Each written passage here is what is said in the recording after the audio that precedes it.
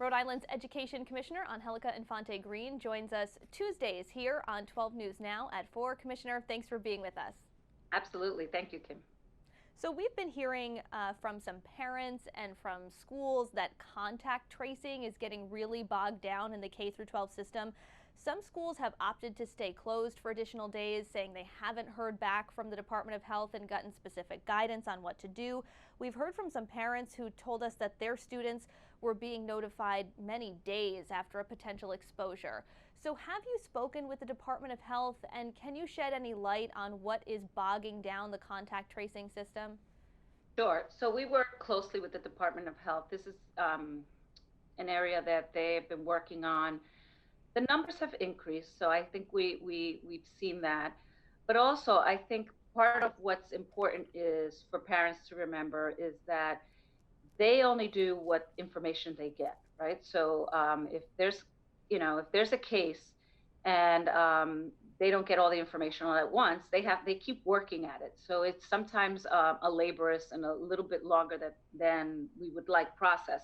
But they're trying to be really thorough as the process continues. But what I do want to reassure families, because Dr. Scott, sorry, mentioned to us that there's an incubation period. So I don't want parents to worry. The Department of Health is very much aware of that, and they're sticking to that timeline. I know that we would like it to be immediate because we worry, but I think that they're working on making sure that they're being very thorough. And if there's anything that they're concerned about, they should work closely with the school as they move forward. And some of the schools have closed down for many reasons, not just because of contact tracing, but because sometimes there are too many close contacts and we don't have enough staff sometimes in the building. So there's a number of factors that come into play. Has there been any conversation about hiring additional contact tracers? Oh, absolutely. That's already in the works. And what's amazing is that the governor asked all the departments to make sure that we give 3 to 5 people that could work on contact tracing that can help the Department of Health. We're lucky because we're one of the states that has enormous amount of testing. I think we reached the 1 million mark. Right. So I think that we are doing more testing than anywhere else, and more testing means more follow-up, more conversations. But the Department of Health is committed to doing the job and making sure that we're all kept safe. You mentioned that schools are closing for various reasons.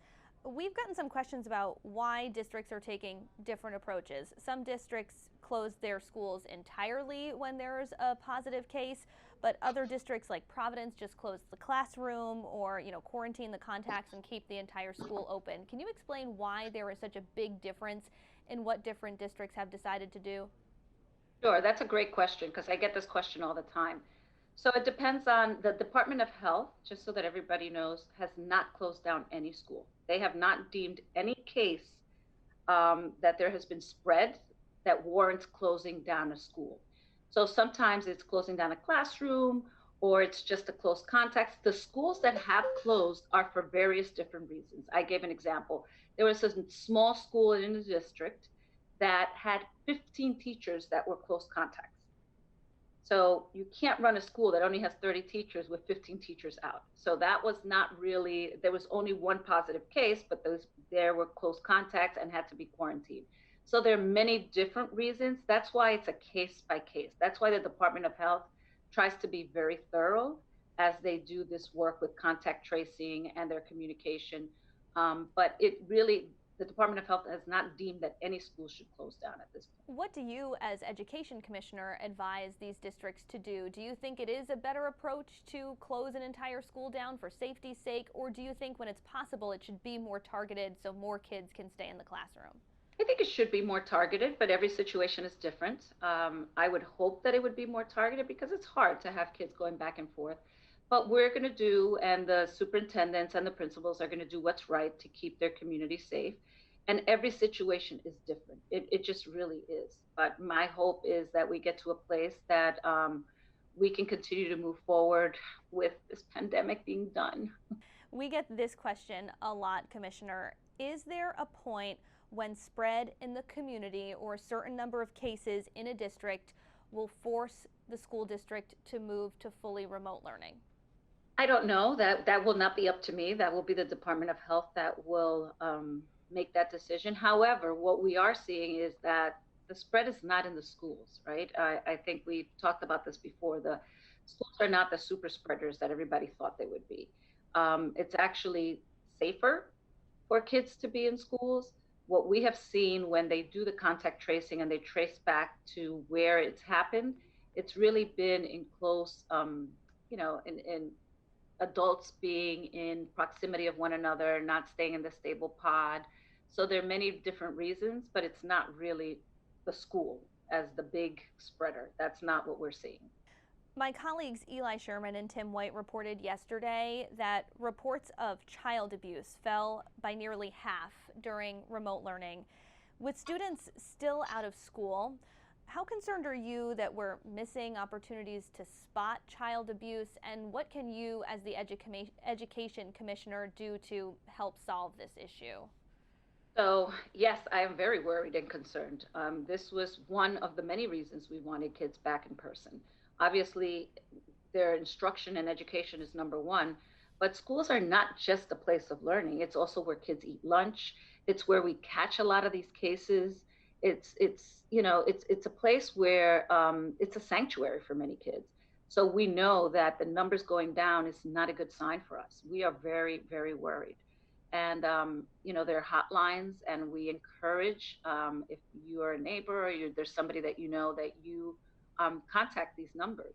We're worried. That's why we want to get to full in person every single district at some point, because it's really important for us to keep the kids safe.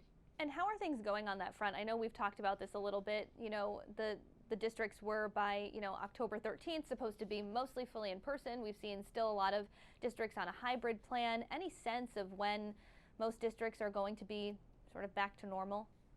Well, most districts, I would say about a good 96% of them are in their full in-person plan, and that looks different for every district.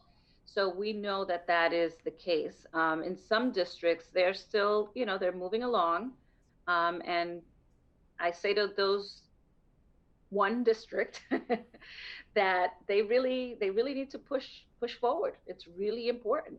It's not just the instruction, it's the education, it's the emotional well-being of kids, it's what we've just talked about, the cases of child abuse. It's about eating. It's everything. It's everything. It's our society really revolves around the school system. So we really are encouraging those few districts to move forward. And we're here to help.